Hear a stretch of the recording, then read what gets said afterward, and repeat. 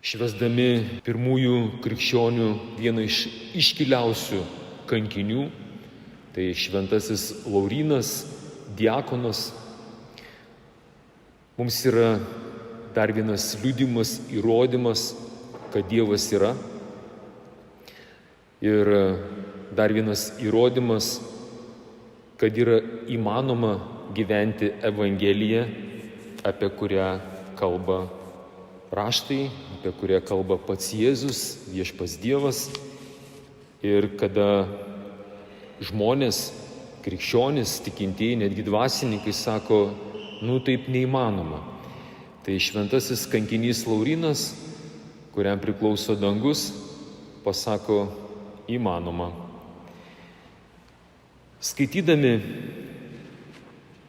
ir klausydamiesi iš Evangelijos pagal Joną, 12 skyrius, 24-26 eilutė, Jėzaus tokie grėsmingai gali atrodyti žodžiai, kuris kalba, kad kas myli savo gyvybę, ją pražudys, o kas tos gyvybės nevertina, tas išsaugos ją amžinajam gyvenimui. Kas čia per žodžių žaismas? Kas myli savo gyvybę, ją pražudys. Klausimas mums, brangus tikintieji. Kas iš jūsų mylite savo gyvybę?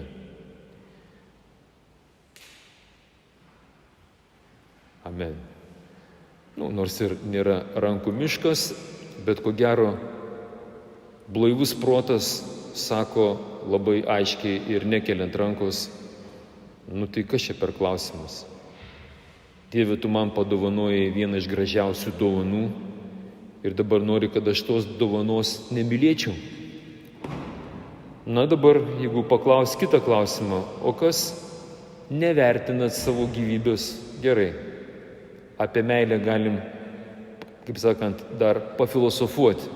Vieni sakys, čia taip mylėti, bet dabar kaip čia su ta nuvertinimu, kas čia taip žiauriai išversta, nekenčia savo gyvybės, tiesiog rytą atsikėlė, pažvelgiai į veidrodį ir tokia neapykanta užvirė. Aš ką, dar gyvas? Kodėl nėra laidotuvių šiandien mano? Tokių psichopatų aš irgi nesu matęs. Ar Dievas norėtų, kad tu taip rytą atsikėlęs su tokia nuotaika išeitum į darbą? Jaučiu, galas mums visiems būtų. Apie ką kalba viešpats Jėzus? Mūsų kunigų toks darbas yra truputį tą chaosiuką Biblijai, truputį paaiškinti. Žinot, Jėzus, jis yra hebrajas. Jis nėra europietis. Jo mąstymas yra kitoks negu mūsų europiečių, lietuvių. Mes mąstom graikiškai. Apskritai, į lietuvių kalbą išversti Jėzus žodžius, patikėkit manim, yra ką veikti vertėjam. Žodžių tokių nėra lietuvių kalboj.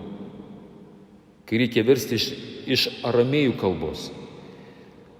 Kai Jėzus laikais ten iš viso dar buvo, ten tokia painiava kartais būna, pats Jėzus kalbėjo aramaiškai, o rašydavo hebrajiškai. Tai nėra tas pats. Biblija parašyta hebrajiškai. O Jėzus su savo draugais, apaštalais, visus tuos palyginimus kalbėjo aramaiškai. Kaip ta kalba skamba, galit pažiūrėti filmą tokį Kristaus kančia. Ten pabandė mūsų menininkai atgaminti Jėzaus laikų tą aramaišką kalbą ir ten Jėzus ir visi personažai kalba, ta kalba bent jau tą garsą gali išgirsti, kaip jie ten šneka. Viešpats išties kalba ne apie tą prasme, kaip mes mylime savo gyvybę ir mes jos nekenčiam, jis kalba apie į ką tu sudėjai savo visas viltis, kas tavo Dievas. Jeigu tu savo gyvybę pastatei į Dievo vietą, tau galas. Jeigu savo sveikatą pastatei į Dievo vietą, tau galas. Štai kur klausimas. Čia kalbama apie meilę, tokia iškreipta forma, perdėta meilė. Taip kaip jūs esate, tėveliai, mamos, jeigu tu savo vaiką myli iškreiptos meilės pavidalu, dėja, tą reikia pripažinti, tokių atvejų turim. Kai tas vaikas, vaikutis, gražuolis, sūnus, dukra tampa dievuku, tau galas. Tėčiai, mamos. Kai tavo sutuoktinis, vyras arba sutuoktinė žmona tampa dievu, vėl norisi pasakyti dar kartą, tau galas ir visai šeimai ne pyragai. Štai kur klausimas. Būti ar nebūti? Jūs tą frazę jau esat girdėję. Viešpats kviečia mus peržvelgti, į ką mano emocijos, mano laikas, mano pinigai, mano, sakant, visos mintis į ką yra sukoncentruotos. Jeigu tu savo gyvybę taip rūpinėsi, kad užmiršti pašlovinti viešpatį už tą gyvybę ir užmiršai, kad tavo gyvybė nepriklauso nuo tavo sveikatingumo dietos,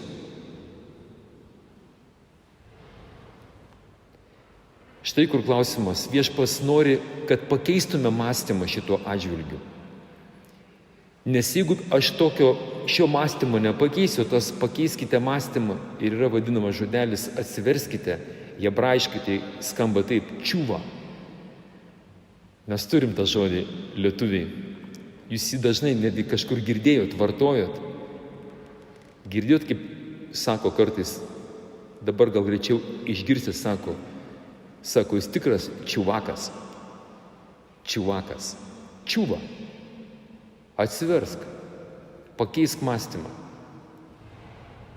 Hebrajiškai, tai yra graikų kalboje, kur mes turim vertimą, tai yra metanoja. Pakeisk mąstymą, pakeisk požiūrį į bazinius dalykus. Taip, mes esame pašaukti meiliai. Bet toji meilė neturi būti iškreipta. Mūsų tendencija į bet ką. Mes viską bandom, kaip sakant, įsimylėti, ką tik norit. Netgi tokius marškinėlius leidžiam. Aš myliu mamą, prekybos centrą. Aš myliu, ką tą myliu? Aš myliu Lietuvą. Ar mylite ją jūs? Kas ten dar? Myliu miestą, myliu maistą. Viešpats sako, atsargiai. Jeigu tu kažką myli labiau negu viešpatį, yra didelė rizika, kad pražūsi. Dėl laiko stokos nėra kada papasakoti liudijimų, kas atsitiko su tų žmonių gyvenimais, kurie savo gyvybę pavertė stabu. Ir dėja, netgi mūsų brolių tarpe, atrodo, taip saugojo sveikatą, visų dietus laikėsi. Ir ten, kaip sakant, kad ten jokių nesveikų produktų nevalgyti. Ir bats tau yra.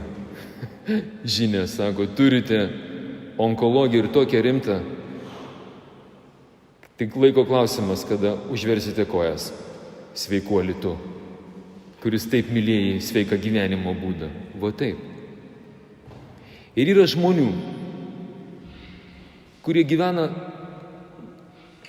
taip, kaip jie moka.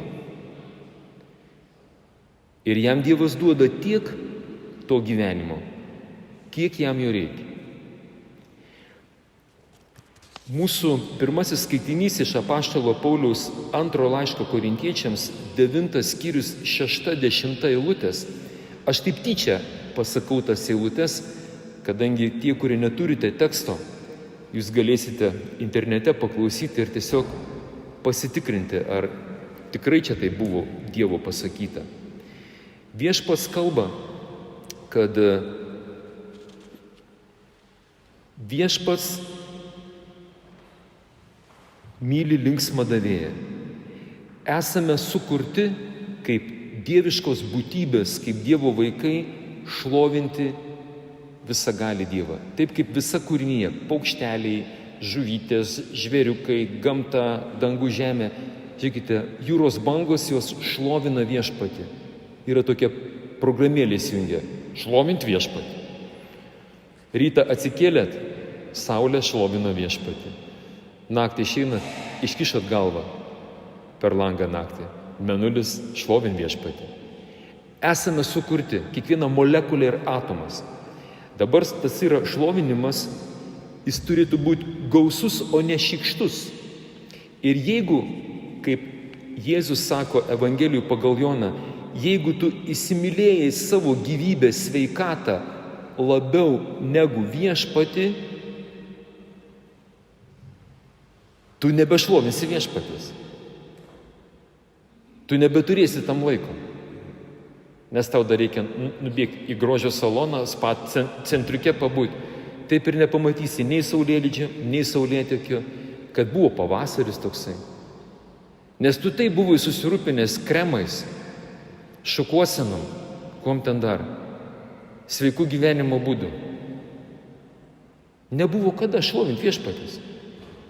Prieini prie veidrodžio, toks gražus. O viešpats sako, tau nepasisekė.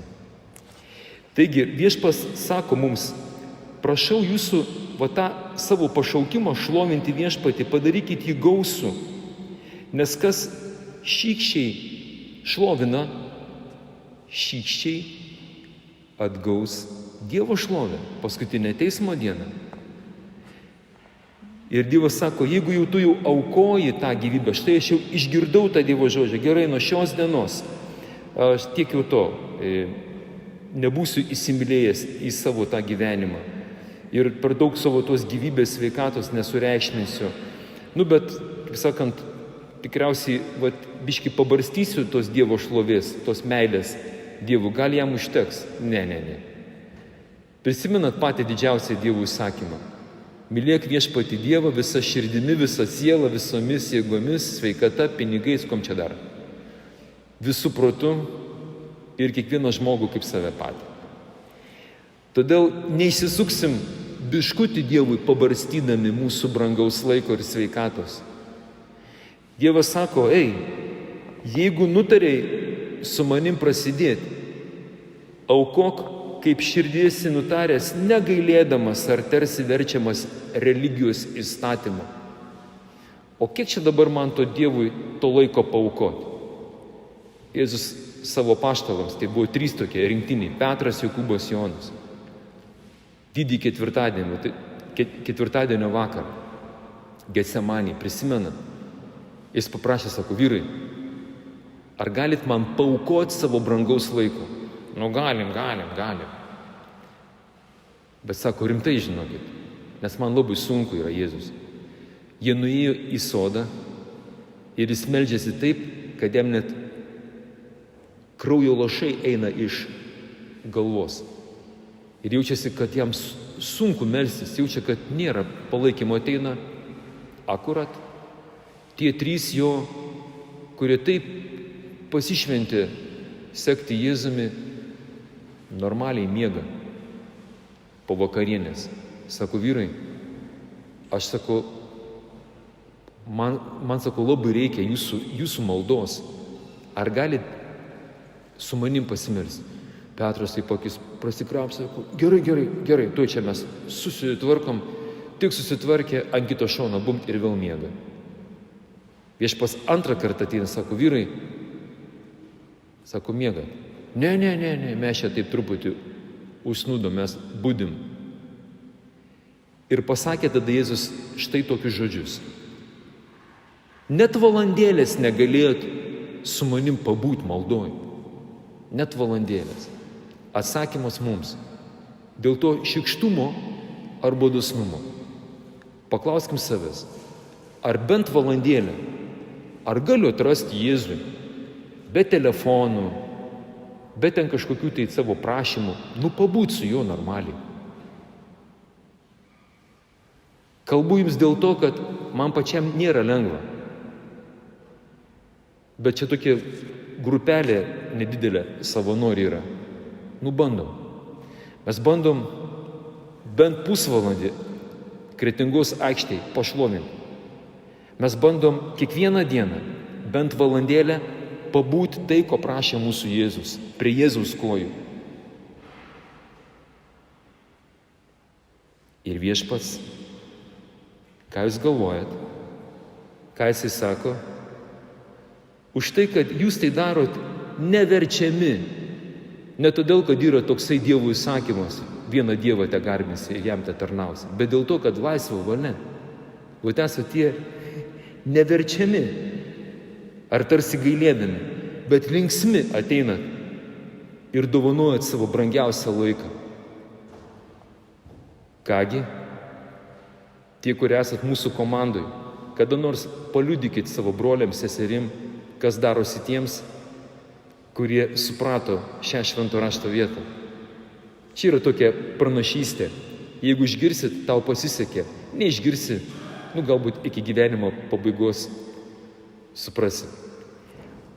Dievas gali jūs gausiai apdovanoti įvairiomis malonėmis, kad visuomet ir visais atžvilgiais būtumėte aprūpinti ir galėtumėte dosniai imtis bet kokio gero darbo, kaip parašyta. Jis pažėrė, padalijo vargdieniams, jo teisumas amžiais išlieka. Tasai, kuris parūpina sėklos sėjėjų ir duonos valgytojų, parūpins jums sėklos, padaugins ją ir padės subręsti jūsų gedradarystės vaisiams. Aš jums pasakysiu tokį paprastą dalyką. Tai, kad mes esam broliai pranciškonai, kažkokie čia vienuoliai, kunigai, čia sako, čia jie tikriausiai tie ir yra, kurie viską paaukojo dėl Dievo ir nusekė paskui Kristų ir davė įžadus. Aš jums pasakysiu šviesiai tiesiai. Juokas.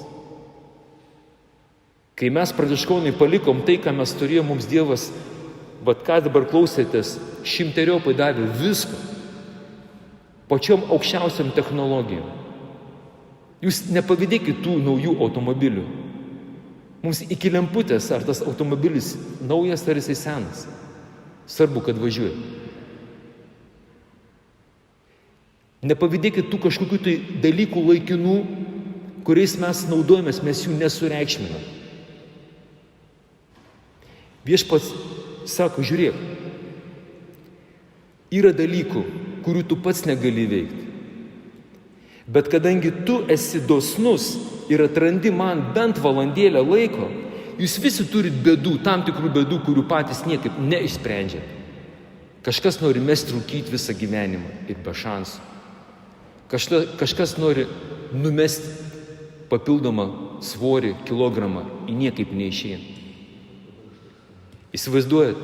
Ir šito vietoj Viešpats sako, aš jums padauginsiu visus palaiminimus ir padarysiu tokius palaiminimus, kad mažai nepasirodys. Mėlieji, štai toks yra geroji žinia šiandien Viešpaties. Jeigu norit gyventi, kaip gyvenat iki šioliai, Dievas tegul jumis laimina. Jeigu norit būti palaiminti, kaip parašyta Dievo žodyje, kai buvo palaimintas šventasis Laurynas, linksmos davėjas, jums pasisekė. Ir kągi, sėkmės, mėlieji. Amen, aleliuja.